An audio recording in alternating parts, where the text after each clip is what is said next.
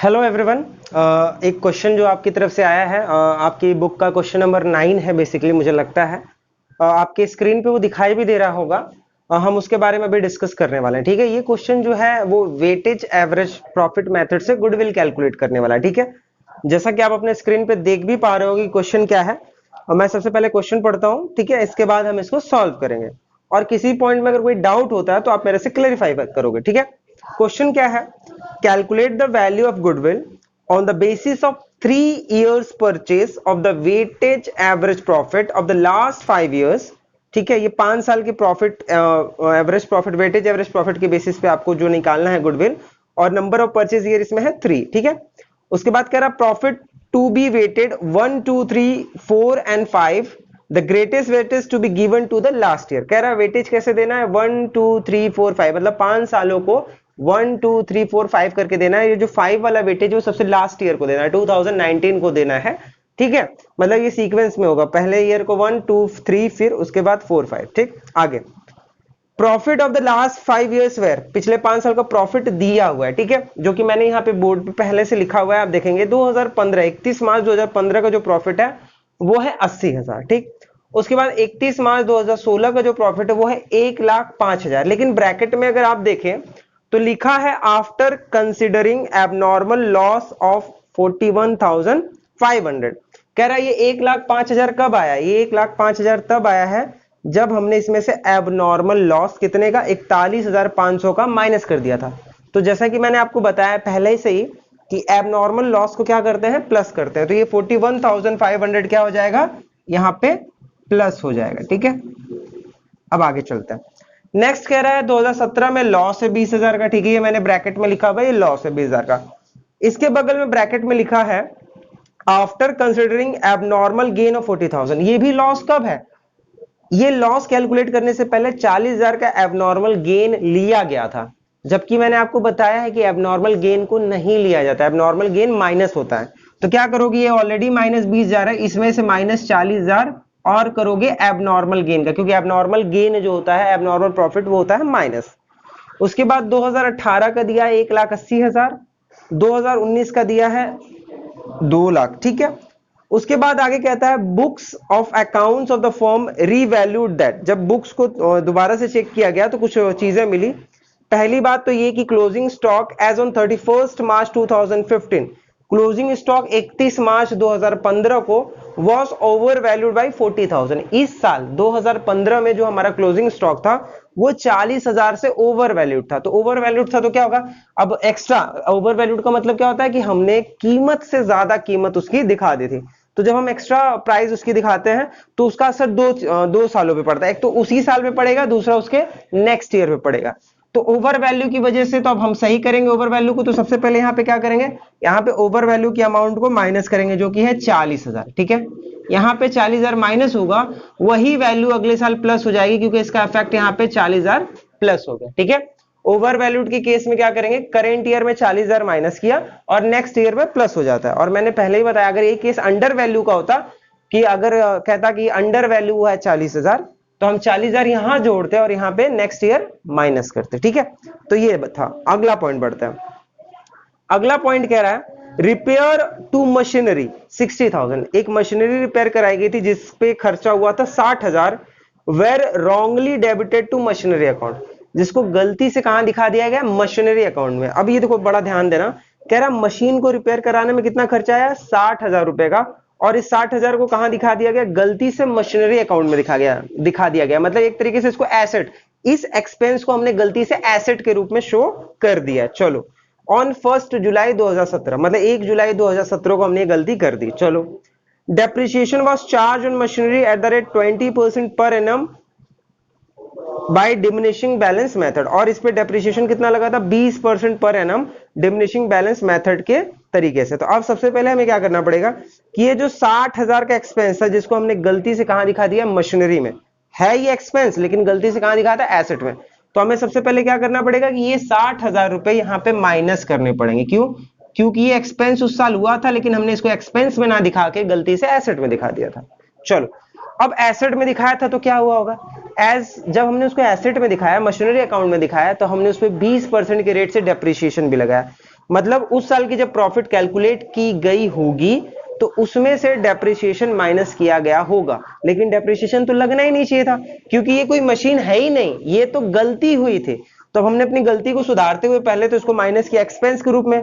अब दूसरी चीज क्या करेंगे, जो हमने डेप्रिसिएशन माइनस किया था इसे एसेट मान के वो डेप्रिसिएशन अब वापस ले लेंगे। तो अब देखो 2018 में भी डेप्रिसिएशन लगा रहा होगा, तो सबसे पहले 2018 में डेप्रिसिएशन प्लस होगा, फिर जो 2019 में डेप्रिसिएशन लगा था वो भी प्लस होगा। तो सबसे पहले हम डेप्रिसिएशन निकालेंगे कि लगा कितना। ये जो 60,000 है ये कब डेबिट हुआ था, 1 जुलाई को, ठीक है, और रेट है 20%। तो 1 जुलाई से 31 मार्च तक अगर हम काउंट करें 31 मार्च 2018 तक, तो हमें निकल के आता है 9 महीना। तो ये हो जाएगा 60,000 इंटू 20/100 इंटू 9/12। ऐसे करके पहले साल का हम डेप्रिसिएशन निकालेंगे। 3 3 9, 3 4 12, 4 5 20, ये आ गया 6 5 3 9। कितना है डेप्रिसिएशन, 2000 का डेप्रिसिएशन कितना माइनस हुआ रहा होगा, 9000। तो यहां पे क्या करेंगे हम 9000 प्लस कर देंगे, ठीक है। अब देखो ये डिमिनिशिंग बैलेंस मेथड से 60,000 में से अगर 9000 माइनस हो गया तो अब मशीन के तौर पे उसकी कीमत कितनी दिखाई गई रही होगी, 51,000, ठीक, 2019 में। अब इस साल भी डेप्रिसिएशन लगा होगा 20%, तो अब इसका 20% निकाल लो, तो ये आ जाएगा 10,200। ये भी यहां पे प्लस हो जाएगा। समझ में आया बात यहां तक क्लियर। तो ये डेप्रिसिएशन पहले साल 9,000 कितने दिन का, 9 महीने का, फिर 51,000 पे डेप्रिसिएशन पूरे साल का 20% के रेट से हमने निकाला है कितना, 10,200। हो गए सारे एडजस्टमेंट। अब हम एक्चुअल प्रॉफिट कैलकुलेट करेंगे हर साल का, ठीक है, कि एक्चुअली अब हमें प्रॉफिट कितना कितना हुआ, 2015 में कितना हुआ, 2016 में कितना हुआ, 2017 में, 2018 में और 2019 में एक्चुअल प्रॉफिट कितना हुआ। ये 80,000 माइनस 40,000 मतलब ये हो गया 40,000, ठीक है। फिर इसको प्लस माइनस करेंगे, 1,05,000 में 41,500 प्लस करोगे, फिर 40,000 प्लस करोगे तो ये आ जाएगा 1,86,500, ठीक है। फिर ये ऑलरेडी माइनस में था 20,000, फिर 40,000 और माइनस किया तो ये कितना आ गया, -60,000, -60,000, ठीक है, ये लॉस। फिर 2018 की बात करें तो 1,80,000 में माइनस 60,000 करेंगे, 1,20,000 प्लस 9,000, 1,29,000 ही हो जाएगा, ठीक। और फिर ये 2 लाख है प्लस इसमें 10,200 करेंगे तो ये आ जाएगा 2,10,200। अब ये क्या आ गया, ये देखो ये एक्चुअल प्रॉफिट आ गया, मतलब उस साल का एक्चुअल प्रॉफिट क्या था, ये एक्चुअल प्रॉफिट। ये तो प्रॉफिट हमको शो किया था, लेकिन एडजस्टमेंट के बाद हमने देखा कि 2015 में 40,000, 2016 में 1,86,500, 2017 में 60,000, 2018 में 1,29,000 और 2019 में 2,10,000 का प्रॉफिट हुआ है। अब इसके बाद क्या करना है, देखो हर साल के प्रॉफिट को वेट दिया है तो हमें अब क्या निकालना पड़ेगा, वेट के हिसाब से इसका वेट वाला प्रोडक्ट निकालना पड़ेगा। तो हम सबसे पहले क्या लिखेंगे, यहां लिख लो 2015, 2016, 2017, 2018 और 2019 के प्रॉफिट्स लिख लो, ठीक है। कितना कितना है, 40,000, 40,000, 1,86,500, फिर -60,000 और 1,29,000 और 2,10,200, ठीक है। अब इसका वेट इसमें मल्टीप्लाई हो जाएगा, 1 2 3 4 और 5, इससे क्या आ जाएगा, टोटल प्रोडक्ट आ जाएगा हमारा, ठीक है। ये टोटल वेट निकाल लोगे तो ये आएगा 15, ठीक। अभी प्रोडक्ट निकालते हैं, ये तो 40,000 इंटू 1 करोगे 40,000, ठीक है। फिर 1,86,500 इंटू 2 करोगे तो ये आएगा 3,73,000। 60,000 माइनस इंटू 3 करोगे तो माइनस में आएगा 1,80,000, 1,80,000 लॉस। फिर 1,29,000 इंटू 4 करोगे तो ये आएगा 5,16,000 और फिर 2,10,200 इंटू 5 करोगे तो ये आएगा 10,51,000, ठीक है। अब इसको टोटल कर लो, ये आ जाएगा आपका प्रोडक्ट जो कि आएगा 18 लाख आ गया। अब देखो अब हमें निकालना है वेटेज एवरेज प्रॉफिट। तो weightage average profit equals to क्या, टोटल प्रोडक्ट जो कि है 18 लाख। फॉर्मूला क्या होता है, टोटल प्रोडक्ट अपॉन में टोटल वेट जो कि है 15। इसको कैलकुलेट करोगे तो आपका आ जाएगा टोटल 1,20,000। ठीक है, आगे आपका वेटेज एवरेज प्रॉफिट। अब आपको क्या निकालना है, आपको निकालना है गुडविल।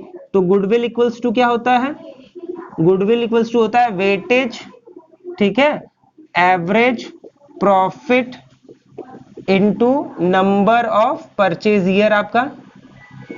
ठीक, अब वेटेज एवरेज प्रॉफिट कितना है 1,20,000 और नंबर ऑफ परचेज ईयर आपका क्वेश्चन में कितना दिया है 3 इयर्स। ठीक है, इनटू 3 कर लो तो ये टोटल आ जाएगा आपका 3,60,000। ये क्या हो गया आपका गुडविल निकल गया। ठीक है, आई होप समझ में आया होगा, और अगर नहीं आया तो फिर से आप मुझसे कमेंट बॉक्स में डाल सकते हो कि क्या किस पॉइंट पे आपको प्रॉब्लम हुई है, मैं उसे फिर से आपको एक्सप्लेन कर दूंगा। ठीक है।